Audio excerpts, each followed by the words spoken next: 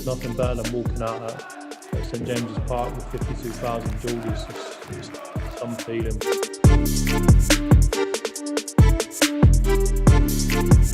If that happens, that'll be great for the fans and for the club and probably for the city.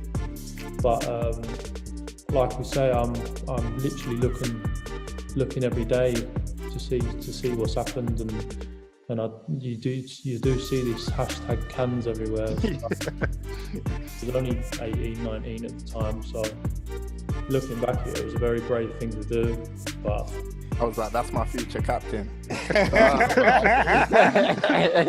You just want to get it boxed off and done. I mean, I know that there's so much risk and stuff like that, but I think if everything's done right, then I don't see why not. He's a lunatic. He's class, man. He's some player, but he's some guy as well. I mean, he's just one of them that's just so laid back and like head to toe in designer gear. Gucci.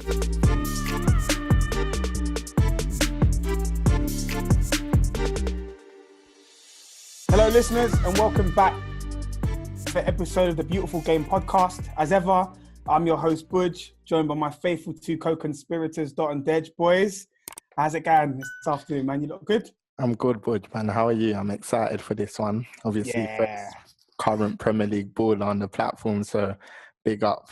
100%. Definitely looking forward to it. You know, it is a very big milestone for us. So raring to go, man. How about you, Dej?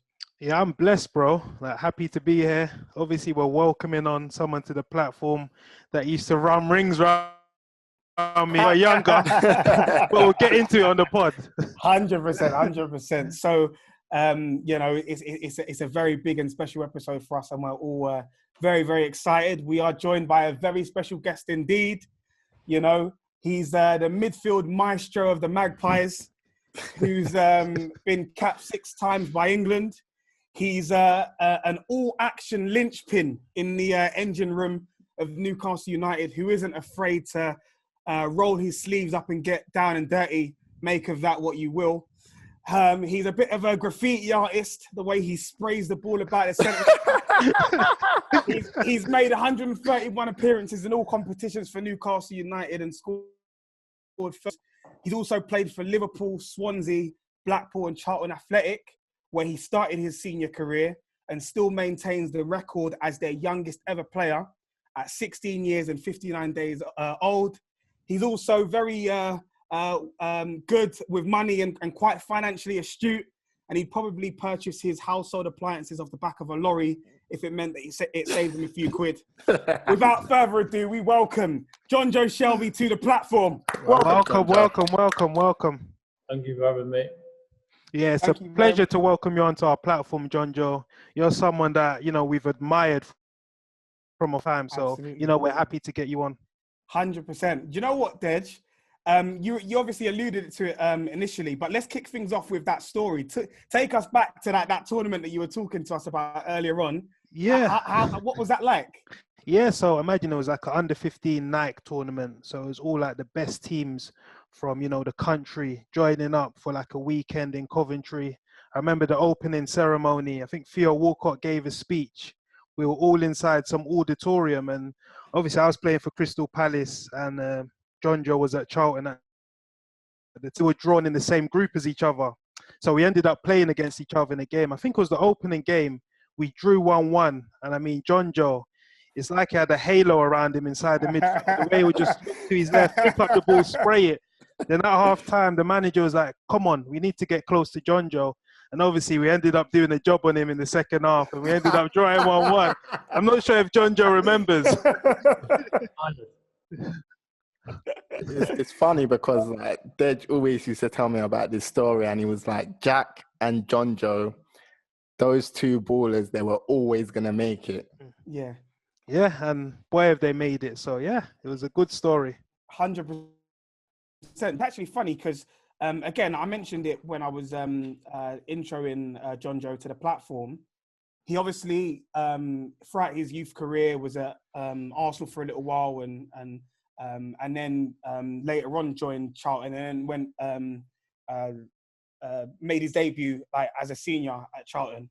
And I remember around that time, I was also starting off doing my coaching badges, and I was doing them down at Charlton. And I remember going down to the training ground up in Eltham, and it was one of those where everyone was talking about Jonjo, which is all the people that we were working with were like, this guy is the next best thing.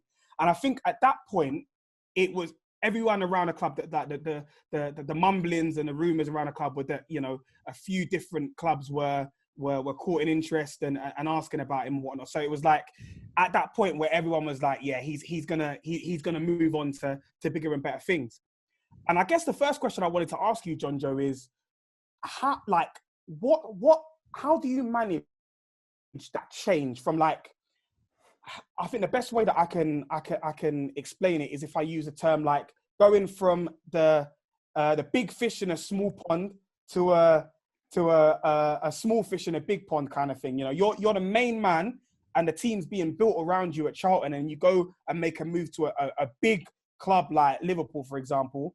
Like, how do you manage that shift in dynamic mentally, and how was it for you?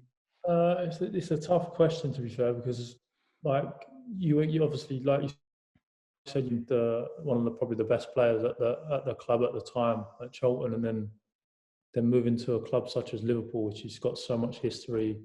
And I'm a kid from down south. I don't know anything about the north. Yeah. And I remember it was a time of BBM and Blackberry. Yeah.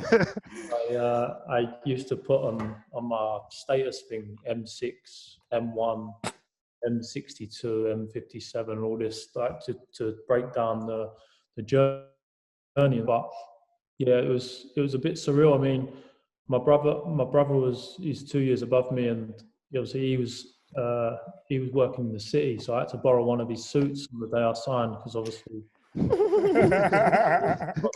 So I got the train up to the city with my brother and my dad, and then my brother went off to work, and then me and my dad went up on the train to Liverpool, and we met my agent in Liverpool at the station, and then went over to the training ground, and obviously had a tour of the training ground and signed all the stuff. And it was just mad, because I walked into the changing rooms and you just see like Gerrard, Xabi Alonso and people like that in the changing rooms, and it's just like, bloody hell. This is a different ballpark, do you know what I mean? I grew up watching these people, so it was like, it was intimidating, but it was exciting as well. And that was in the May, and I went back to Charlton after I'd signed the documents, and Liverpool had made a deal with Charlton that I wasn't allowed to play in the playoffs at Charlton. So it sort of killed me a bit, because I wasn't starting at Liverpool until the July in pre-season. So I had like a month and a half of living indoors on my own. So I wasn't allowed to go back to the training ground at Charlton in case I got injured. So it was hard. But then come July, I was just so excited and so raring to go, and it was just a great feeling to be at a club like Liverpool. And I think Charlton needed the money at the time.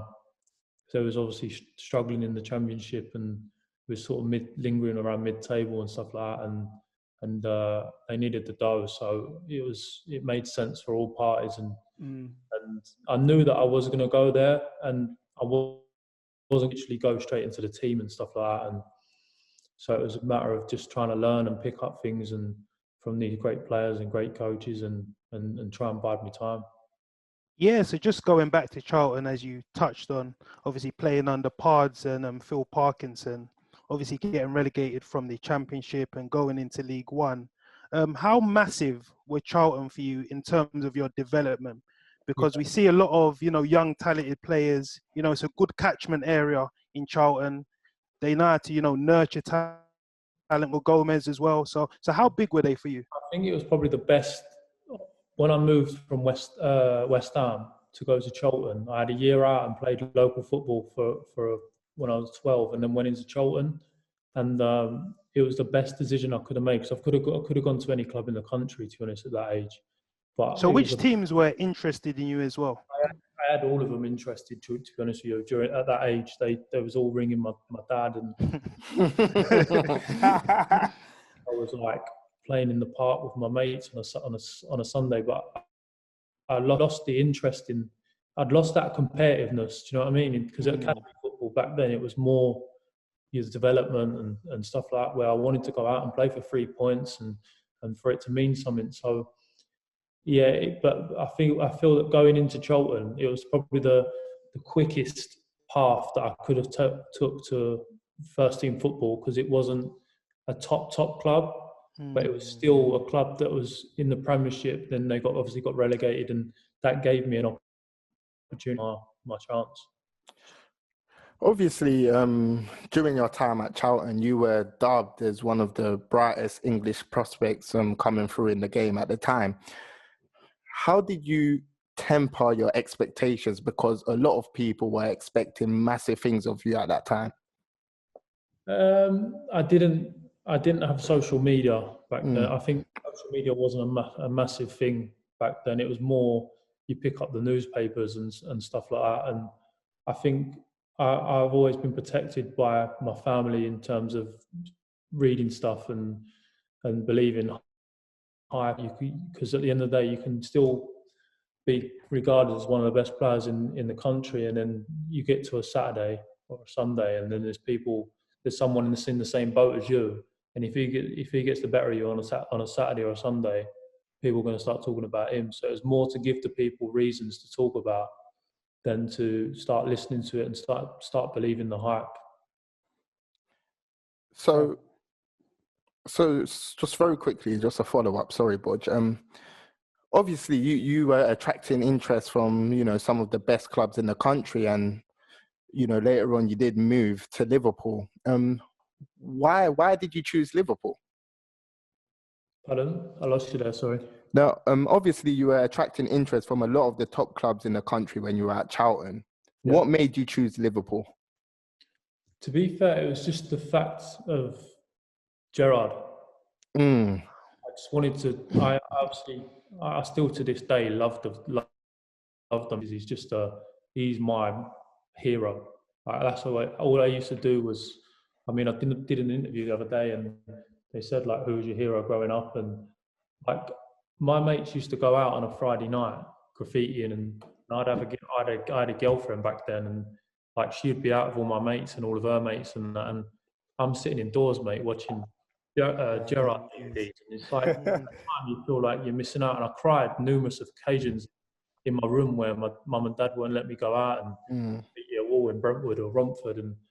But looking back at it, I was so driven and well prepared to reach the top that I wasn't going to let my dad or my mum wasn't going to let me throw that away. Do you know what I mean? Yeah. Do you know what, Jonjo? I was about to ask you a different question, but I've got a follow up from Dot's question there, right? And obviously, you Gerrard was your boyhood hero. You watched his DVDs when you were growing up and whatnot. So, and also whilst you were at Liverpool, correct me if I'm wrong, but you also lived not too far from him. Yeah, as well, right? I lived next door to him. So what was that like? Did you? Do you know what I mean? Were you looking out your window, seeing when he was going to pop to the shop? My bedroom toilet looked directly into his back, the back of his house. So it was just crazy. Just sit in the toilet for a bit. It's just mad. He'd text you and say, "Do you want to drive in tomorrow together and drive home?" And for me, a kid off council estate, and so is he. He'd done so much in the game that it was just wow. Do you know what I mean? Amazing. And I remember I had to borrow my sister's car once to obviously take him in, and it was a little Mercedes, and she said to me, "I'm not washing them. I'm not washing them seats." Well, because Gerrard sat on them. That's quality. So from the sound of things as well, Jonjo, it's your family are all sort of tight knit and very supportive of you, and obviously you come from a footballing family. Your brother, you say what you used to be. I be honest, I'd still say he is, like, technically. Seriously? But he's a football agent now. Yeah. But he's and he's got a lot of players at Palace, the youth level and stuff like that. But he was just he never had the discipline that I had. Was he a midfielder as well? Left winger, so he's a left-footed player. Crazy. But like, he was just ridiculous. Like, technically, the things he could pass people and stuff like that, it was different. It was something I still can't explain. But he never had that. You need to have that drive and that passion. Yeah, 100%. He just didn't have it. He fell into that trap of going out with girls and drinking and stuff like that. And I remember my dad got him a trial at Charlton when I was still playing in the first team. And he was plumbing at the time, my brother. And Phil Parkinson was the manager. And I said to my brother, like, look, I'll pay your wage that you're getting from your plumbing. You've got a 6-month trial. I'll pay your wages. And like, he says, you're going to probably be your last chance to make it into the game. He went, nah, can't be bothered. Like, you could probably still go back to your plumbing after. Do you know what I mean? Yeah, exactly. But do you know what I mean? It's a shame, but there's so many footballers out there like that. Do you know what I mean? But I think you've either got that determination and drive, or you haven't. Yeah, so Jonjo, you alluded to it earlier on that you made the big move to, obviously we're Liverpool fans on this platform, me and Dot. And when you think about Liverpool as a football club, rich in history, rich in traditions, how was it mentally making that jump from like League One into like elite Premier League where the fans are so expectant? And even at that time, it was a team that wasn't really performing on the pitch, finishing seventh and 8th. So how did you find that? I think for me, going into to Liverpool at that time, it was probably the best thing for me, because, like you said, the team wasn't achieving what it had done in the past. They had lost a lot of players, and it sort of gave me an opportunity to try and get games and stuff like that. So I think for me it was all right. And I've always been one of these people that, like, I don't really pay attention to what people outside of the coaching staff or your family or your teammates say. I just sort of listen to who I need to listen to. Do you know what I mean? So it wasn't really I wasn't really fazed by the size of the club or the fear of making stuff like, if you make a mistake, so what? You just get back on the ball and try it again. You know what I mean? And I think that's how you build character as well, in terms of stuff like that. It's interesting because I kind of want to, I shouldn't say counter, but obviously during the time, Liverpool, as Dej alluded to, were struggling. And I think in October 2010, FSG purchased the club. So it was a very, very difficult time for the club. So now looking back at it now, do you feel like that move almost came too early for you, because you had so many managers? You had Roy Hodgson, and then he went. You had Kenny Dalglish, who showed a lot of faith in you, and then you had Brendan Rodgers. I wouldn't say the move come too early for me. I've never really thought about it. I've just, like, at the end of the day, you're 17 years of age. The man that you've always adored and based your game on, and he plays for that team, and that team comes in to buy you. I'm not going to turn it down. Do you know what I mean? I'm not going to not go. It's like the chance of a lifetime. What about if I said no, got injured, and then that move never comes around? No, it's true. One of them things where you need to, like, I wanted to play at the top level, and I don't regret moving to Liverpool. I think it was the right move to do, and to learn from better players than what I was obviously playing with. And it obviously didn't work out at Liverpool, but it was a move that I wanted to take, and I'm glad I did. Yeah, so Jonjo, as Dot alluded to again, FSG were major surgery on the team. In one of the transfer windows, You know, they bought Charlie Adam for 6.7 million. They bought Jordan Henderson for 16 million.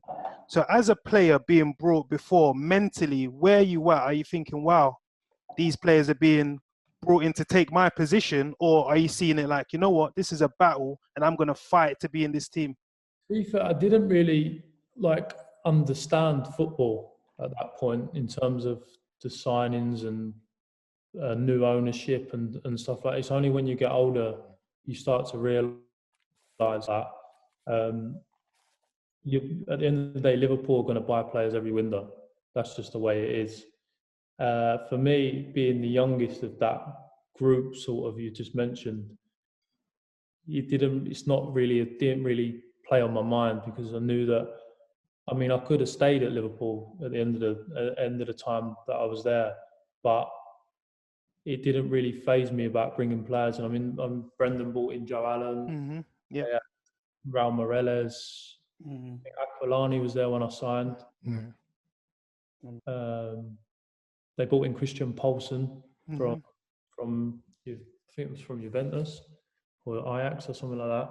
But it didn't really faze me. But I think it's only when you get older you start to obviously realise, like, is he going to be coming in to take my stuff like that? Where at that age you don't care. You're just in the moment playing football. In 2012, there was that massive game, Liverpool versus Manchester United. I'm going to talk as a fan here, Jonjo. I love your passion. I love your heart. Obviously, you got a red card and you got sent off, and you were walking off the pitch and you had an altercation with Sir Alex Ferguson. For me, as a fan, I love to see that. My player cares. But do you almost feel that was the beginning of the end of your Liverpool career? No, because even after that, I mean, 2 weeks after that, I got my England call up.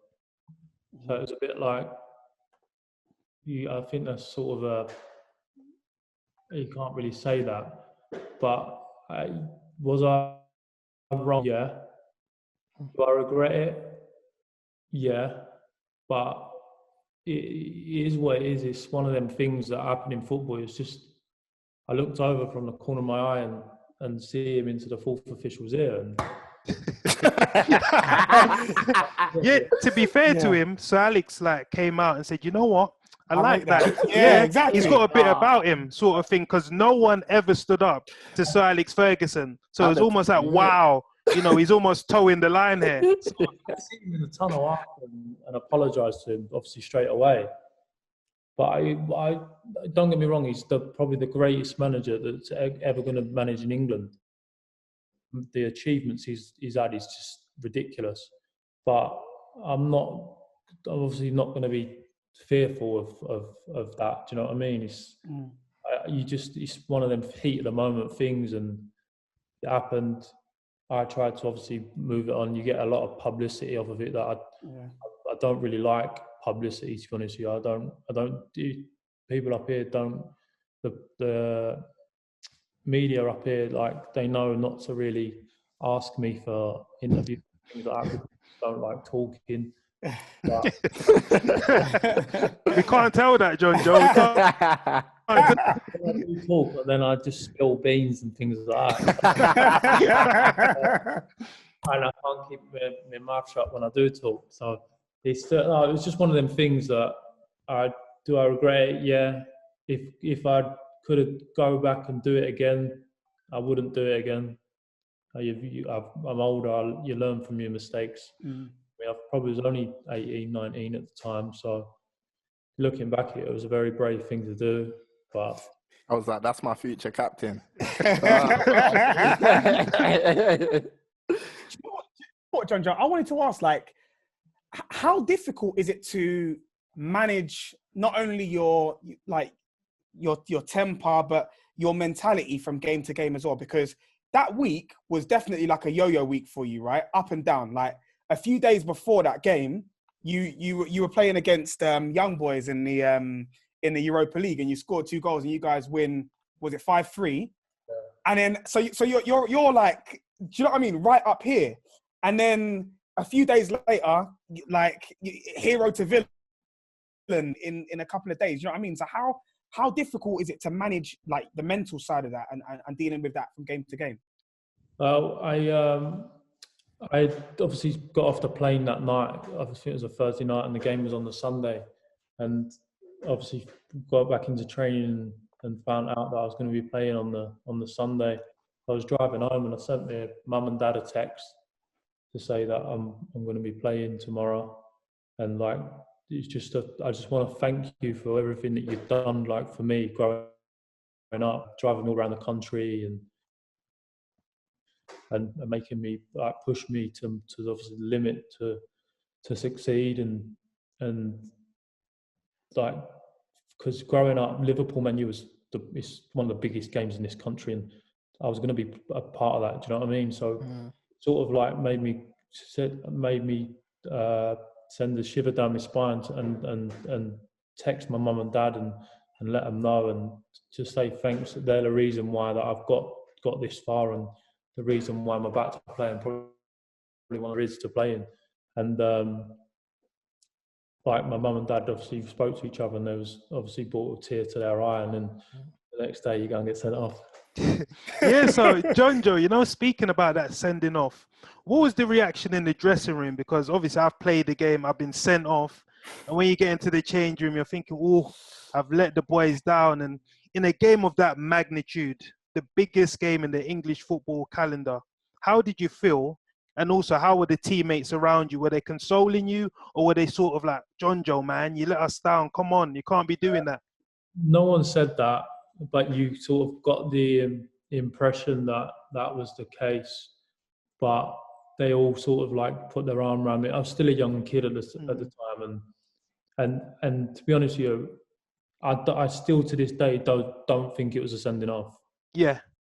He did, and I've come at an angle, like, so I don't know how it was a red card, and I think to this day the players that I was playing with at the time, they said to me it's not a red card.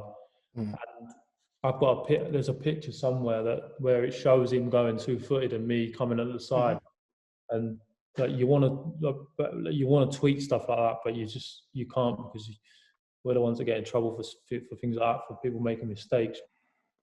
But it's like I said, it's one of them things. But the team, it was more the fans, obviously on Twitter and stuff like that. They're the ones that, because you'd lost the game, you obviously get the blame for it, and rightly so. You were sent off, but you have to just put it to one side and learn and move on.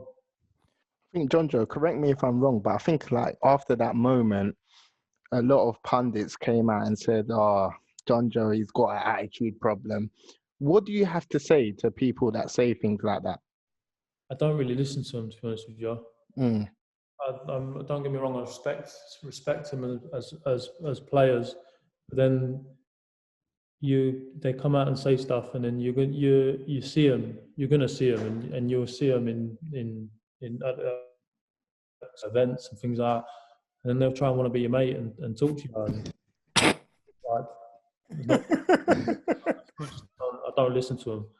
Don't get me wrong, I respect people as players and stuff like that. And when they do talk, they do talk a lot of sense in a lot of things. But I mean, I'd never want to sit there and watch Monday Night Football and listen to them talk and stuff like that. I'd normally just switch it on for the game and stuff like that. And even on a Sunday, Super Sunday or something like that, I'll never watch them talking, and I'll just watch the games. And I just think that, especially if they're not football people, football people try and have an opinion, then I'm sorry that like you don't really know football. You've never played at that top level, so you can't comment. But like you say, everyone's entitled to their opinion. But I just tend to not listen to them. And if they want to label that as a bad attitude and stuff like that, then that's fair enough. Yeah, Jonjo, I just wanted to touch quickly on Brendan Rodgers. You know, this is a manager that's obviously at Leicester now, and he's doing big things. He went to Celtic, Scotland, to rehabilitate Liverpool regime. how was he like to work with? Because when you speak to a lot of young players, particularly from like South London, they always talk about his like fatherly and human touch. So how did you find it working with him? Yeah, I mean, it was very different to managers I had previously. I mean, he'd come into the dressing rooms and give you a spud and Big up, Brendan. put his arm around you. Do you know what I mean? And I think as a player, that's good. But in terms of coaching, one of the best. How were his sessions like? What were the sessions like? Sessions were unbelievable. There was all little possessions and little games and stuff like that. And it was probably the most enjoyable when I was at Liverpool with Brendan in terms of the training and that side of it. And I'll add Steve Clark to that as well, who took the session. And he was very similar into the way he worked, and I think that was a lot of. And they'd been at Chelsea obviously together, so the sessions were. Fair point. So obviously, after a little while at Liverpool, you moved on to Swansea, and were central in that team, and of course played with a number of really, really top players. And there was one in particular that I wanted to ask you about, Jonjo, and that is Michu. So obviously, he had an absolutely outstanding campaign in 2012-2013, right? And at the end of the season, everyone was doing that celebration. And I think he scored, was it 18 goals, 85 games? And the season before that, he was at Rayo Vallecano, and he scored 15-37 there, right? So he's obviously come, hit the ground running, first season in the Prem, and he's absolutely just turning up every single week and whatnot, right? After that season, though, it seemed like his form fell off a cliff, and he couldn't really regain form after that. What do you think was the reason for that? Where did it all go wrong for him? I think when I signed, he was sort of their main guy in terms of goals and that. And then a week after I signed, Wilfred Boney signed, and I think that personally knocked the sort of stuffing out of him a little bit, and because Wilfred coming on a big deal and as like the main striker, and after that it didn't really work out for Michu. I mean, I only played with him for I think it was about 6-7 months, and but you could tell his finishing was just ridiculous. But I tell you a story, yeah. We got these bands to wear, like when you go to sleep. Yeah. And then they monitor you to obviously show you how much you're sleeping and stuff like that. And they put it all up on the screen in the canteen. So we had a meeting, because there was a few lads obviously going to bed at like 12 and not getting much sleep and stuff like that. On one graph, it showed that someone was sleeping for 3 hours a night. And it was me. What on earth was he doing?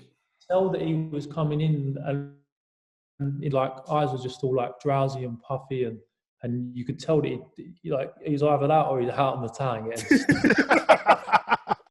But it turned out that he was just up playing PlayStation.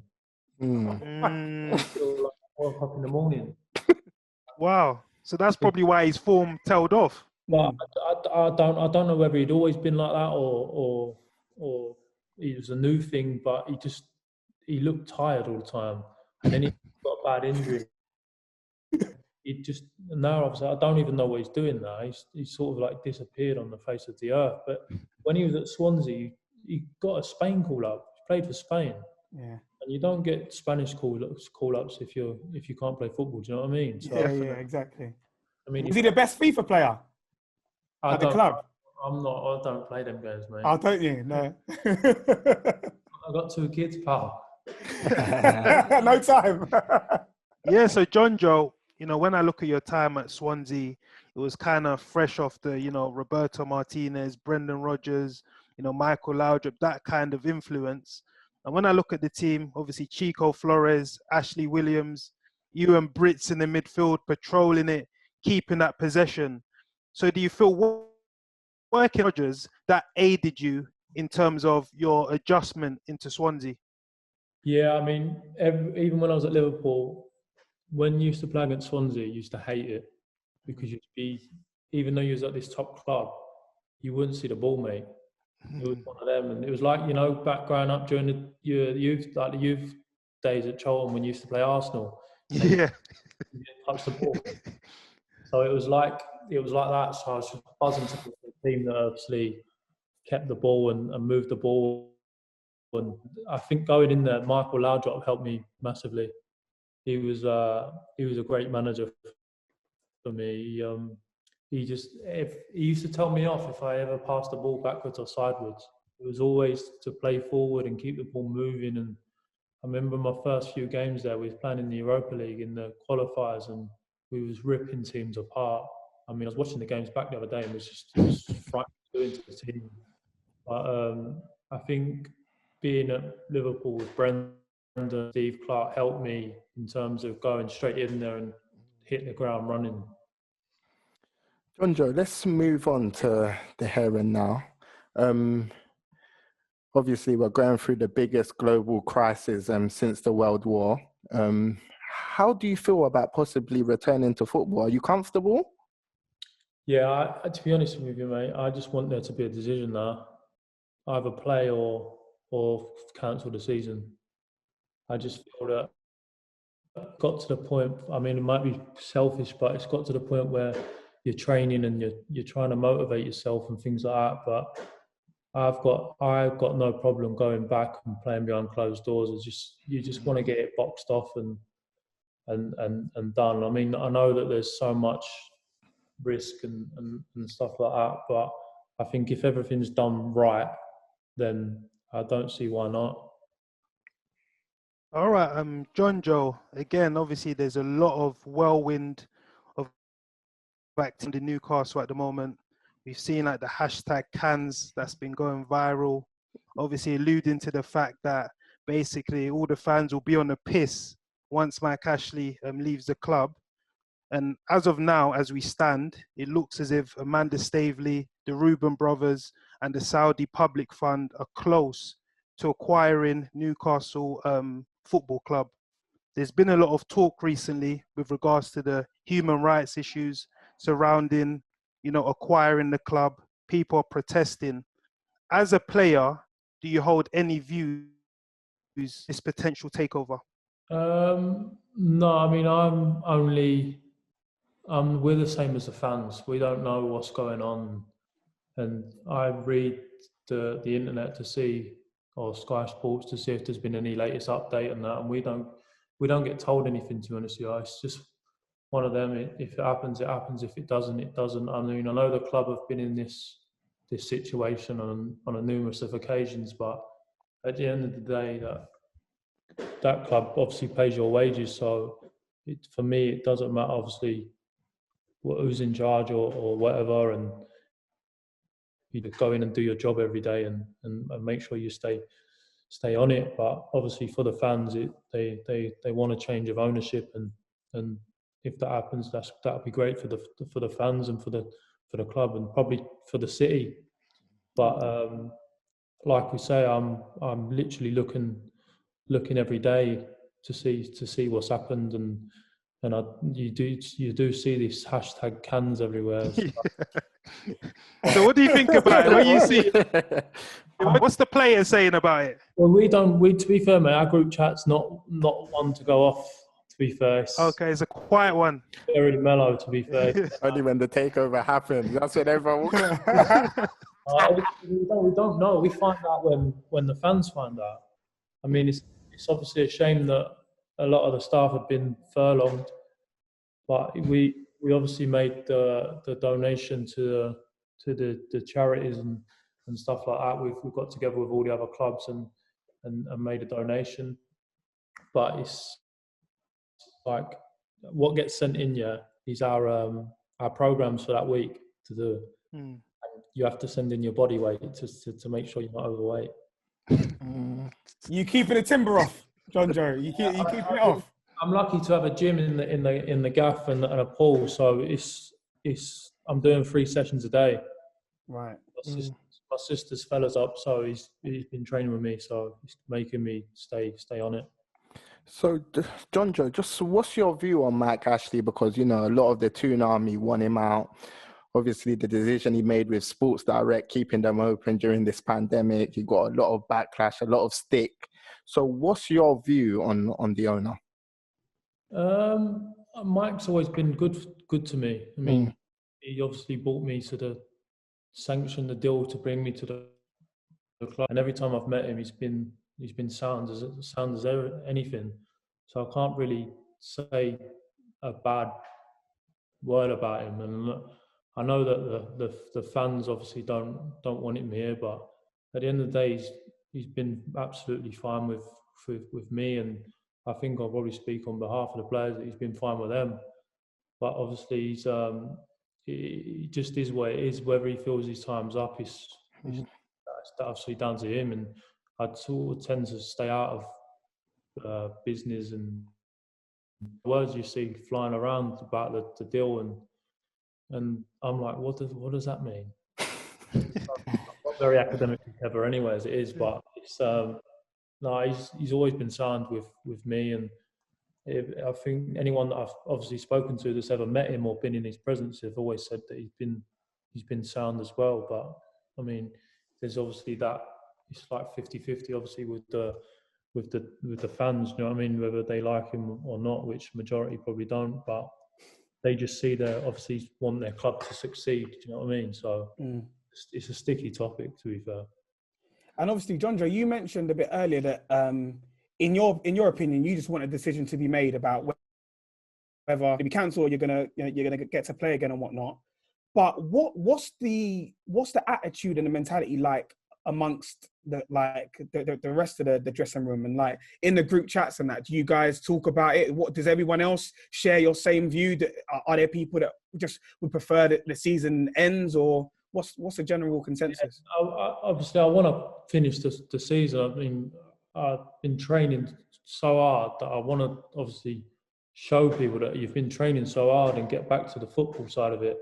But obviously, there is a massive risk. But I just feel it's like it's going to get to a time because of next season where it's now or never.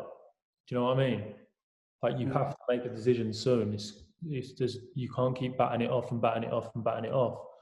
But I just think, I mean, we don't really speak about it, to be fair. We just get told what to do, and I think that's the problem. I think the problem is not knowing what's going to happen. I think that's part of the mental, obviously the mental side of it. And you're obviously cooped up in your house all day and trying to entertain your kids and things like that. And really, you've been so regimented for 10 years in your life of getting up, going to training, coming home, and you just want to get back into that routine. But it sort of feels like you're retired from football at the minute.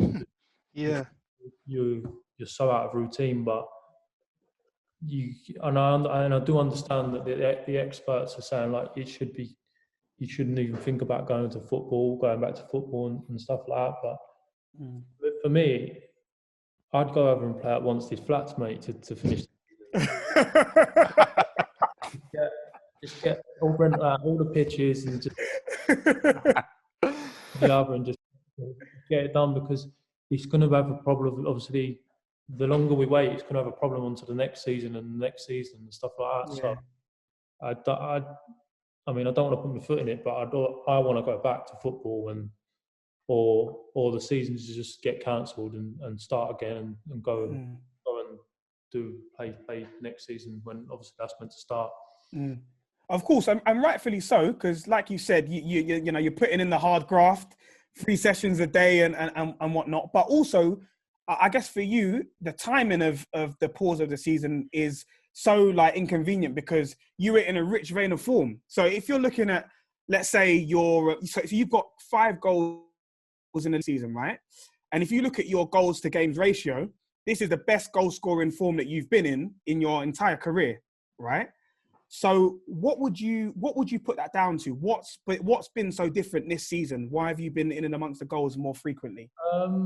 I don't really know, to be fair. I had that week where I scored 3 goals in a week, and that just sort of gives you confidence. If you score a goal, it just gives you confidence. And it was Andy Carroll that set me up for 2 of them. And really, I should be doing the setting up for him, but he still gives me a bit of jib for that. Nice. I don't know. It's just, I mean, I think I've played like 19 games this year, which is, to be fair, it's not a lot. I had a hamstring injury, and it sort of kept me out for a few weeks,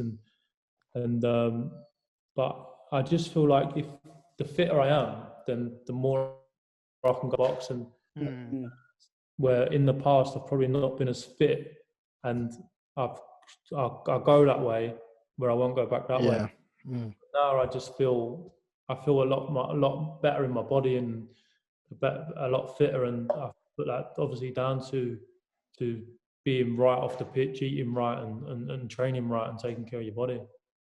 Yeah, so Jonjo, with this impending takeover, we've been seeing some really big names being linked with the club.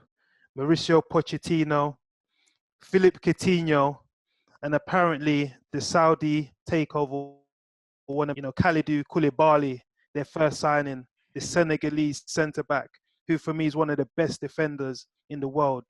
When you see these sorts of names being linked with the club, are you guys in your group chat thinking, wow, if this happens, licking your lips, with anticipation of potentially playing with them? I'll just keep the suitcase ready to go. It's obviously, if it does happen, it'll be obviously great for the city and great for the club, and you'll obviously hopefully get these top players to obviously come to Newcastle. And there's a lot of talking points about people moving to Newcastle because of the weather, and there's not a lot to do, and whether it being so far from London. But like, this ain't a sales pitch, but it's a great city. It's a great place to live. The people are literally unreal. They're so friendly, and they just love football. Good night out as well, I'm told. It's a good night out. It's just like you walk through the city, and they just treat you like one of their own. Come Saturday, nothing else matters than football. It's just all football. The city's bouncing. I mean, I've been obviously injured in the past, and you obviously go to the team are playing away, and you go to the shopping centres on a Saturday with the missus and the kids, and there's no one about, mate, because they're all in pubs watching the games and that, and on them dodgy boxes and things like that. So for me, it's a great city, and to get them sort of players, then it'd be great for the city and the club. Obviously, going back to the coronavirus topic, we've seen, teams at the bottom half of the table be opposed to resuming in neutral grounds. Paul Barber, the Brighton chairman, has come out and said his feelings. So, are you telling me within the Newcastle camp that everyone's happy for football to resume? Well, I don't know. I've not spoke to people about. I've not spoke to the players about it, to be fair. I think if they're like me, then they would like to obviously get back to it. But everyone, each person's different. Each person has a different view on life. So I understand the chairman and the players, and obviously if the players have got it, then that I don't see how the season can start.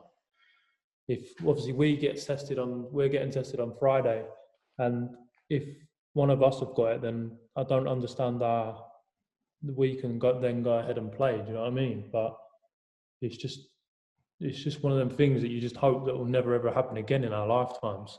You know what I mean? It's horrible. No, 100%. And I just wanted to harp a little back to one of Dej's earlier questions, Jonjo, when he was talking about, some of the players that have been linked to Newcastle. But obviously in recent windows, we've seen, the club invest some money and get some players in, and most notably, Allan Saint Maxi-Mamin is a player. What a player. Definitely gets the crowd going. Pocket Do you know what rocket. I mean? Pocket rocket. And honestly, like, you just need to look at his performances of late, and he just gets everyone going. Like, every time everyone stands up and everyone's like, right, something's going to come of this. So what's the impact of his arrival been like? What's it like in terms of on the training pitch and the dressing room and that kind of thing? He's a lunatic. He's class, man. He's some player, but he's some guy as well. I mean, he's just one of them that's just so laid back and like head to toe in designer gear. Head to toe. Big give up. You had to change it to what? A Slazenger one, innit? And a Gucci headband. He gets fined every day because he's got and stuff like that. But you just you sit there, and he's one of them where if you weren't that good, then you'd probably just say like you'd probably have the ump with him. But where he's that good, you don't really want to like have a go at him and stuff like that. But he's been outstanding. For me, as a midfield player, to just try and you get your head up, and I'm just thinking, and we're a team that plays on the counter attack, so we just have to just try and get the ball to him and let him try and dribble around 20 players. He's so quick. You just don't know what he's going to do with the ball, and he's so obviously raw, and his skill. And I mean, even this side of the game, he's sort of improved a lot defensively, because when he first signed, he didn't really want to track back and things like that, where the gaffer's got him doing that. Do you know what I mean? And like, that's just going to make him even better. And I mean, I remember the goal he scored against Sheffield United with his head, the leap, mate. That was up there with like Ronaldo's leaping. And you don't see him in the gym or anything like that. He's just one of them footballers that's got this electric pace, and I can't speak highly enough of him, honestly. Yeah, Jonjo, another one of your teammates that I want to speak about is Joelinton. We're very close to a football intermediary who actually spoke to us and told us and detailed, the background to his story. This is a guy that was fresh off the favelas in Brazil, went to Rapid Vienna and obviously Hoffenheim. How is it being his teammate? Because from the outside looking in, it looks like he's struggling. So how have the management and the team kind of cajoled him and created that ambience around him to be like a support system to him? I think he struggled because I don't think he had anyone over here with him. I think his family have now moved over, and you're starting to see a bit more confidence in him. And I think that much money, and that's not his fault, but when you're bought for that much money and you don't come in and just start scoring goals like that, then people are going to get on your back and stuff like that. But you see what he does in training, mate. He scores goals. And when he first signed, he was playing in the pre-season, like he was running channels, holding up the ball, getting in behind, and obviously I still think he's a very, very good player. Do you think he's a striker though? Because I remember reading that Brucey probably doesn't see him as a centre forward. Do you, as a teammate, see him as an out-and-out number 9? I think it's Hoffenheim. I think he played on the left. Yeah. But that's where Maxi plays, so he's not. For me, I just think each of the people that are probably criticising him need to just chill out a bit and let him find his feet. Like you said, he's still only like 21, 22, and he's a mountain. He's massive. He's strong as an ox. But he will become a top striker in this league. And I mean, I've played with people like Torres and Suarez and people like that. I mean, I'm not saying that he's in that league, but he's got the potential to go on to do things. At Newcastle, you've played under Rafa Benitez and Steve Bruce. The Toon Army had this special bond and affiliation to Rafa. Steve Bruce has come in and results have been similar, but it seems like the fans haven't fully taken to him. What is your experience with Steve Bruce, and what's the differences between the two, shall I say? I just think where Rafa got that great CV behind him, and then he left in that way, that it was whoever got the job, whether it be Steve Bruce, don't know, Tony Pulis or anyone in the world, me, you was never ever gonna. They was never gonna be take to that manager like they was Rafa. But I think Steve Bruce has done such a great job in getting us to where we are in the table. And the difference between the two, Rafa's probably more tactical than Steve, but Steve, for me, probably his man management skills are probably a bit better.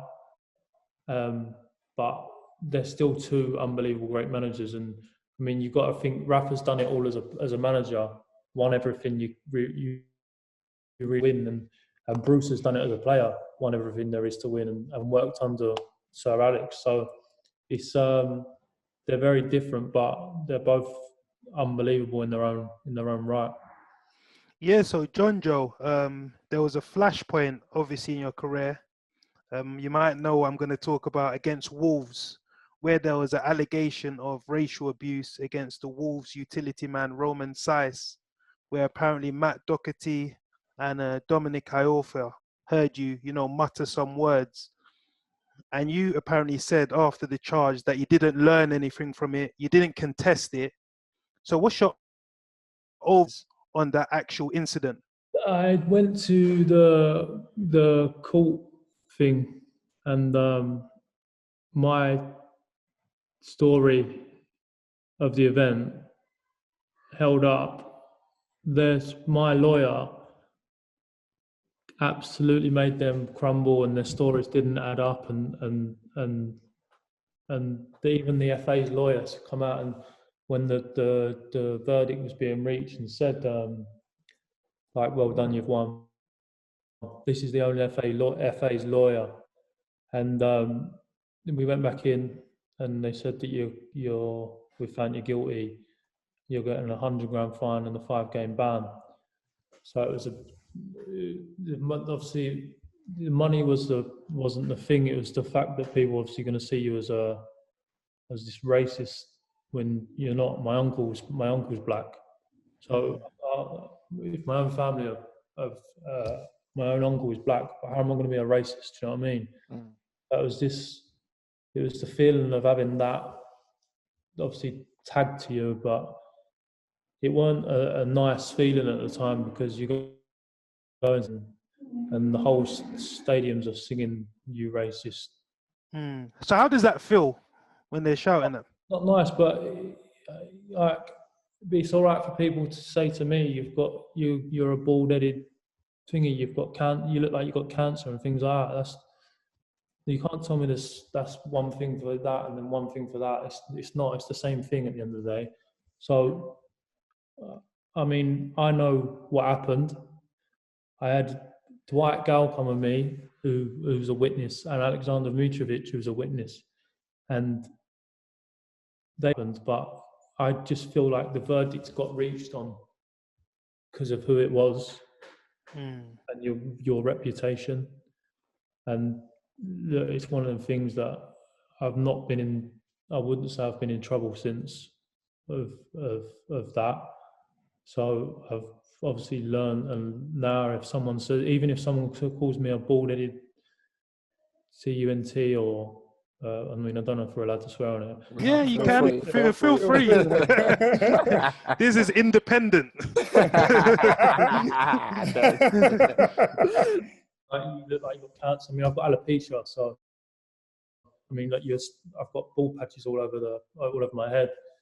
So, and I grew up with that, so I've obviously become accustomed to it. But it's still not nice when people are saying it in your industry when they know that you've got a condition. Do you know what I mean? So, but it's just one of them things. You just live and you learn. And like, if someone says that to me now, like, yeah, it's not nice, but so what, mate? Well, it's on a football pitch at the end of the day. What goes on a football pitch stays on a football pitch.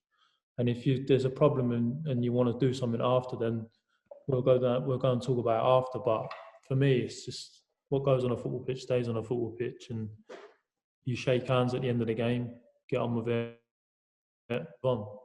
No, I fully hear that, Jonjo. Like, that's, good sentiments. And I want to move on to your international career. Obviously, you've played for England. I remember coming up to the World Cup, there was a huge clamour for you to get into the squad. Then Gareth Southgate came out and said, Jonjo's not in the team because there's players better than him. And obviously there was Lingard, Dyer, Henderson, Ruben Loftus-Cheek, Dele Alli. So do you believe these players are better than you? Do you think he was right? At that time, I felt like I should have gone to the World Cup. If it was based on form, then I should have been going to the World Cup. But I mean, I spoke about this the other day, and I wouldn't have mind if he give you a phone call and say, look, this is the reason why you're not into it, not in the squad, and stuff like that, in the press and stuff like that. And I was getting phone calls from TV companies and saying, can we do an interview, because you obviously we've heard that you're going to be in the squad, and sort of got your hopes up. Do you know what I mean? Because it's such a thing to go to a massive tournament. But at that time, I felt like I should have been in it. I was playing out of my skin, and like I had a real good end of the year with Newcastle, and it was just one of them things where it was a bit gutting. But I was on the golf course. The squad got announced, so and I wasn't really drinking, to be fair, at that time. So it got to the point where the squad got announced, and I just thought, nah, this is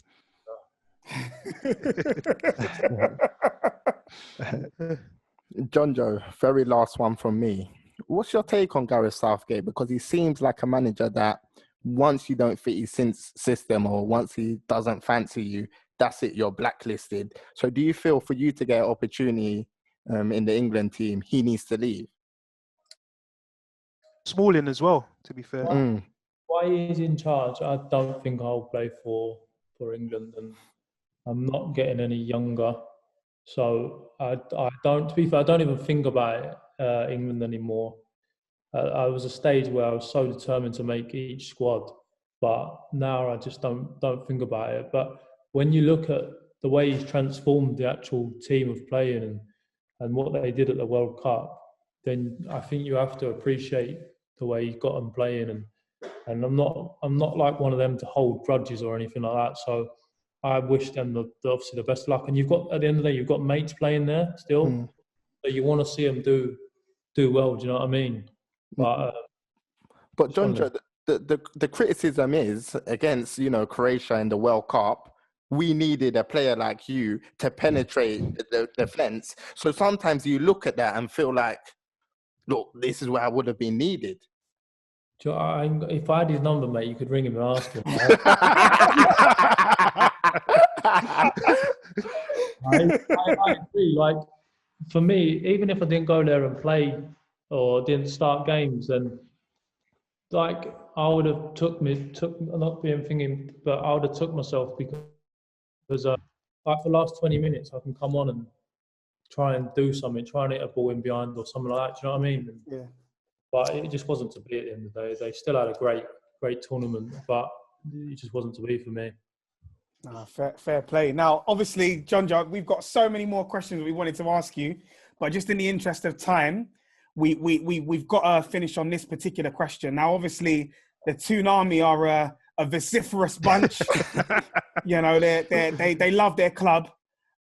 So if there was sort of closing statement you could make, or one thing that you could say to the fans who obviously support you and support the club in such a dedicated way, what would that message be?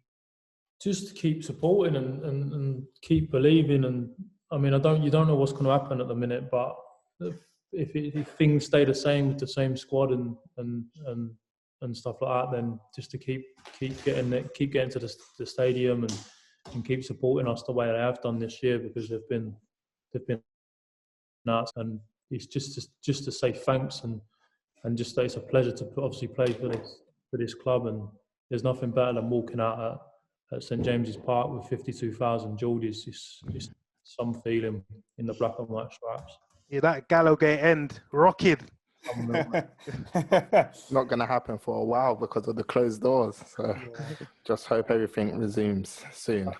100%, man. Look, Jonjo, we want to say a huge thank you again, man. You know, you've got the two little ones that are keeping you busy. And your brother-in-law as well is probably waiting for you to jump on the second session of the day or whatever.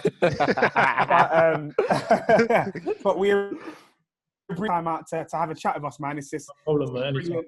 Obviously, we already mentioned, you know, we're huge supporters of you and have followed your career from the early days, and so we'll continue to support you as well, man. Keep doing your thing. So, listeners, thank you very much for listening in up until this point in time, and all of you that are watching this on YouTube. Thank you very much for spending this time with us as well. A reminder to all of you, if you're not yet subscribed to our YouTube channel, it's the Beautiful Game Podcast TV. You can catch this episode as well as loads of as well to keep you occupied during this quarantine period. And also a reminder that you can listen to our episodes on Spotify, SoundCloud, and Apple Podcasts as well. If you are listening in on Apple Podcasts, please make sure you leave a 5-star review. For those of you who aren't yet following us on Twitter, it's at podcast_TBG, and on Instagram at pod_TBG. So you guys get following, get supporting. We've got more content coming for you guys, like we said, to keep you occupied and make sure that you're not twiddling your thumbs over this period. We're giving you the content live and direct, man. So stay tuned until the next episode, and out. Peace.